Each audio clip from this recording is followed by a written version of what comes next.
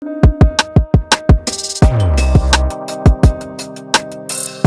everybody. My name is James. Welcome to the channel. I appreciate you guys for tuning in this week. As time progresses, we're going to be giving you weekly video every time. Hopefully, that can keep you involved into what we're going to be building or what we are building here on this channel. Today, I want to talk about bad kids.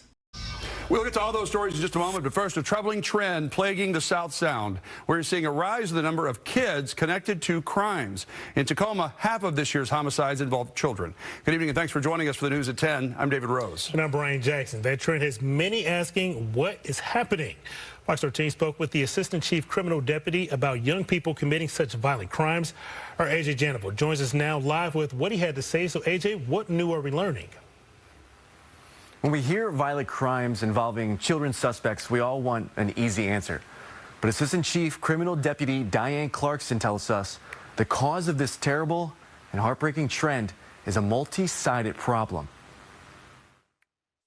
Kids with guns, accused of robberies, drive-bys, stealing cars, and murder. It makes you wonder where the system is failing.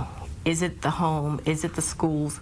Diane Clarkson is the Assistant Chief Criminal Deputy with the Pierce County Prosecuting Attorney's Office. She oversees the juvenile and misdemeanor units and has worked directly with Raymond Hall. Clarkson says she's seeing an unprecedented amount of crimes involving kids. What I'm seeing as a prosecutor is that we release them back to the community on probation, and they're committing bigger and badder offenses. Last week, police arrested 6 teenagers linked to a multi-county robbery and assault investigation, a crime spree going on since July. And police arrested 2 teenagers in connection to murdering a 16-year-old Foss High School student in late March. We're certainly seeing an increase in violent crimes by our teenagers. Clarkson tells us law changes in Washington state, easy access to how-to videos for committing crime on social media, and a lack of outlets for young people are all adding to these crimes. But if you're in society and you're breaking the law, then again, what is the consequence? What's the consequence in Pierce County? What's the consequence in Tacoma? What's the deterrent? So, AJ, give us an idea of what officials are saying about the role that gangs are possibly playing into this increase in crimes.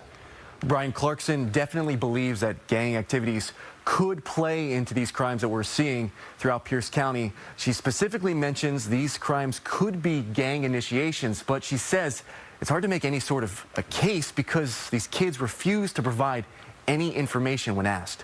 Brian, David? Yes, you know where I live in Washington State. There's a few blocks away from me, from my community. It's called Tacoma. Most of the time you put on the news, you hear all kinds of things about kids going wild, especially when it comes to burglary, gun violence, gang violence. The police got to be involved with it, and there's always a confusion between the parent and the kid. They're beating their parent.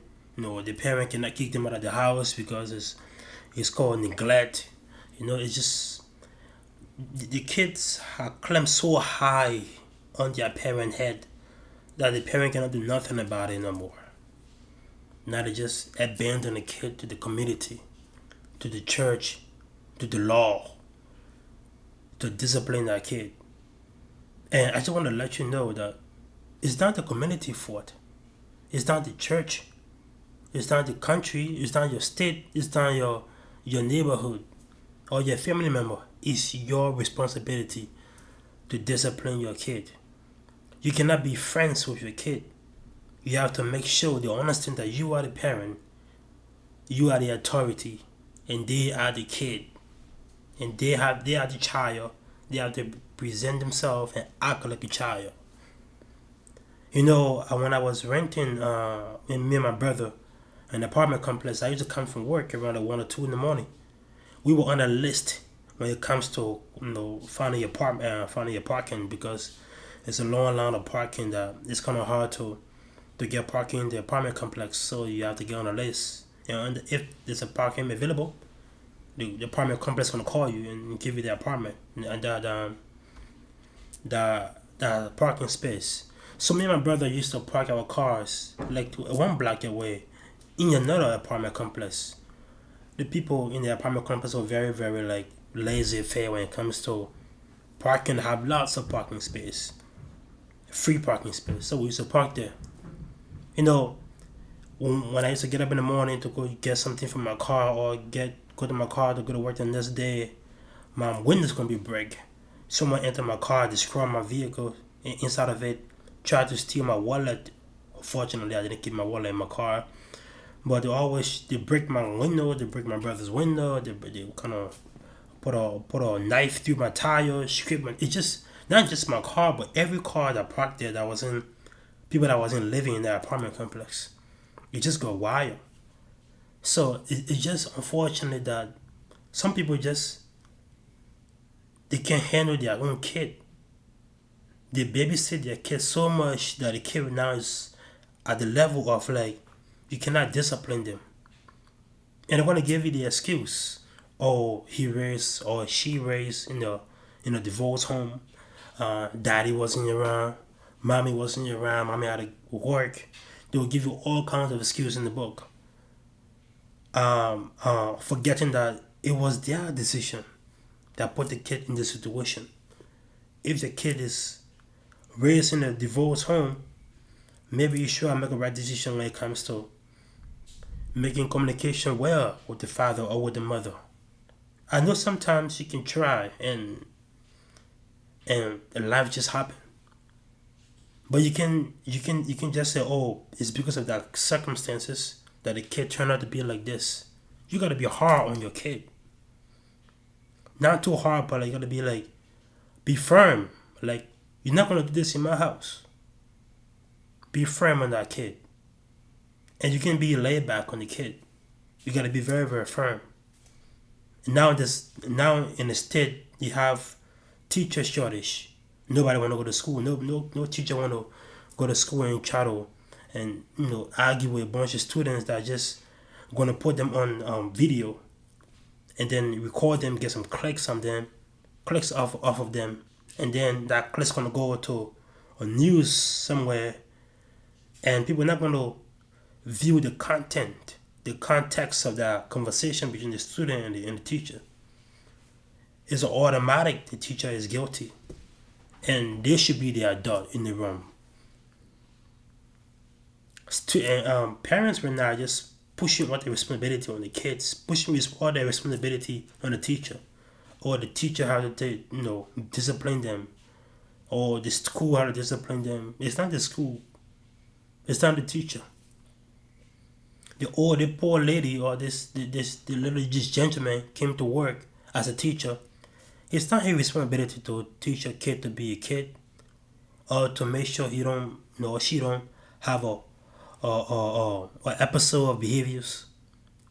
You gotta take responsibility and mind your kid and protect your kid and raise your kid up. I'm not a full Christian, but I'm a Christian, and I learned the Bible. The Bible said, "Do not spoil the rock," and to save the child, something like that. Do not save the rock and spoil the child. The point is discipline your kid if they step out of line. You can't let them grow up too hard on you. I know you want to provide the life you never had for them. You want to make them get everything they ever need, especially when you can afford it. It's very, very tempting. I'm in the same position. You want to make sure you give the life to your kid that they never had. But in doing so, you need to put your foot down and be stern when it comes to being the parent. Being a parent. Now, when you go to the juvenile place, a lot of kids there. Just a lot of kids just hanging around. Just, why are you here for? I put my hands on my mother. I pushed this kid and he fell. He broke his arm. Just me walking around and seeing how these kids encountered each other and what the purpose of them being in this specific location in the state. You just see all kinds of just unfortunate stuff, and you will say, "Oh, the state, you gotta put law down for these kids. The state have to come into play. Social worker have to come in and make sure the kids are are behaving good. No, it's the parent. It's the parent fault. And if the parent doesn't want to take that responsibility, they don't want to do that, then the state have to punish the kid. Severe punishment. I mean, not bad, too much punishment. You want to make sure that they hurt themselves, but gotta punish the kid. If someone knows that whatever they do, you just want to talk to them and there will be no physical punishment, nothing like that, no consequences, they're gonna do whatever they want to do, whatever they want to do. Because guess what? At the end of the day, you're gonna sit down with them, talk to them, have a conversation with them, try to yield to their every move. Or what do you want? What do you need? What can I give you? Or you provide all kinds of program for them. They will just suck it up, and at the end of the day, they're gonna be right back to where they started. So the point is, you need to put your foot down. The state got to put their foot down. The state got to punish the kids when they step out of line. If you get caught with a gun, or if you get caught with robbery, after spending some times somewhere in a jail or something like that, or there's some kind of privilege taken away from you, or there's something you cannot do, at the back of your head, you will learn your lesson. And if you are a parent out there and you don't want the state to get involved into your business, I understand it. But don't force the state to get into your business. You should handle your business. And your business is to discipline your kid. You gotta discipline that kid. You can let them be flying around, hanging on your head. Your words to them are just like water. You're just wasting water on them. There's nothing they can do to them. They are just a rock, and you're just wasting water on them. There's no consequences. There's no punishment. When they were little, you punish them. When they were half your size in their teen, you punish them. Hey, I'm not here. I'm not telling you to abuse your kid or do anything unethical or bad, but you gotta discipline them any way possible that you have learned the hard way. Now, make sure they learn that before they get into a place that will be very harmful for them, and most importantly, destroy their future. So if your kid is out there damaging places, damaging things, it's your fault. It's your fault. You should have put your foot down from the beginning. Okay? You gotta take that L. If your kid is out here doing bad and doing all kind of things, you gotta take that L. Plain and simple.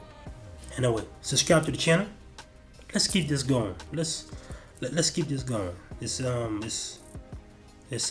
bad out here. I just went there today and just like to the juvenile center, and man, what are you here for? Oh, and she doesn't want to give me an iPad, so I gotta do it. I have to push her down the stairs. What are you here for? Nah, I just slap a kid, I just for that the teacher came in the building and she's trying to get in my face, and I ain't gonna let somebody get in my face like that. Where's your parents? Oh, my mom and my dad not together no more.